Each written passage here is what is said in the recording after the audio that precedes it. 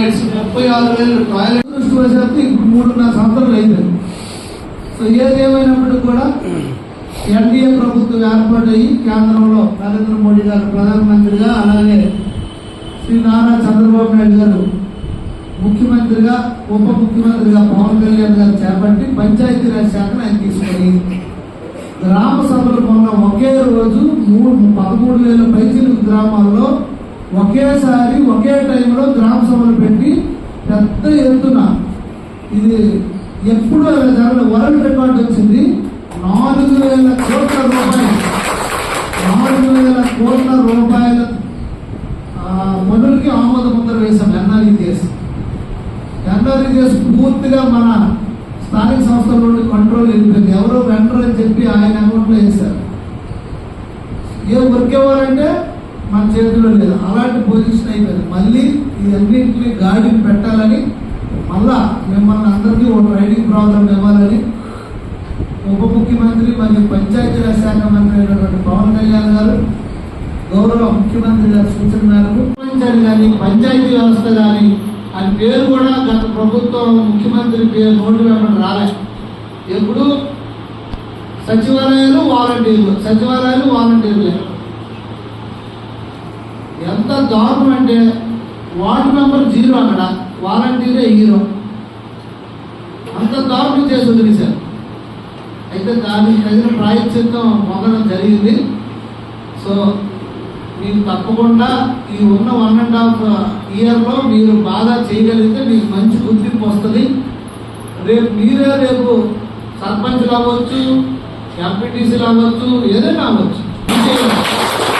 పనిచేయాలి చిత్తశుద్ధిలో. ప్రజలు మనకు దేనికి గెలిపించారు, అది పోరాడాలి. ఏదో మన పార్టీ కూడా అందరూ చెయ్యాలి. మీ వీధికి మీరు ఏదో ఒకటి చేయాలి. ఎన్ఆర్జీఎస్ మహదావకాశం. అంత మంచి గ్రాంట్, మంచి స్కీమ్ ఇంకోటి లేదు ఈ ఇండియాలో.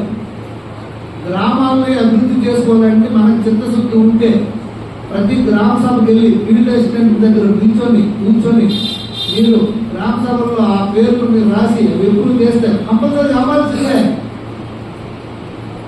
అందుకు మీరు ఈ అవకాశాన్ని ఉపయోగించుకొని ఈ 1.5 ఇయర్, గత 3.5 సంవత్సరాలు కర్మ కాలిపోయింది. తూర్పు తిరిగి ధర్మం పెట్టండి.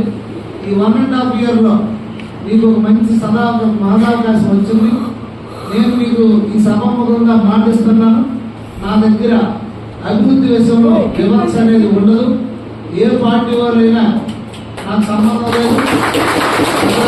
గ్రామం, ఆ వార్డులో అభివృద్ధి చెందాలి. మురికి నీరు ఉండకూడదు, ఎక్కడ కూడా జబ్బులు పడకూడదు. మెయిన్ నాది అదే మోటో. దానికోసం మీరు కావాలంటే నాకు అడిగి చూడండి. చేయనప్పుడు వీడు మీటింగ్లో ఒక మాట్లాడతాడు, వెనక ఒక పని చేస్తాడు, దొంగలని అప్పుడు అలా. నేను చాలా సీరియస్ చెప్తున్నాను. మీరు అందరూ కూడా మద్దతు ఉండాలి. మీ మద్దతు లేదే గ్రామాలు అభివృద్ధి చెందదు. వాటికి ఒక మెంబర్ దేనికి చెప్పండి. 150, 200, 300 మందికి ఒక మనిషి ఎందుకు? రాజ్యాంగం మీకు కల్పించిన హక్కు అది. మీకు ఫుల్ పవర్స్ మీ వార్డులో మీరు అడగాలి. సో మీరు వచ్చి అడిగి ఆ పనులన్నీ చేయించుకోండి. ఈ 1.5 ఇయర్లో మంచి పేరు తెచ్చుకోండి. మీరు కూడా పెద్ద నాయకులుగా ఎదగాలని నా యొక్క ఆకాంక్ష. సో ఈరోజు ఈ అవకాశం ఇచ్చిన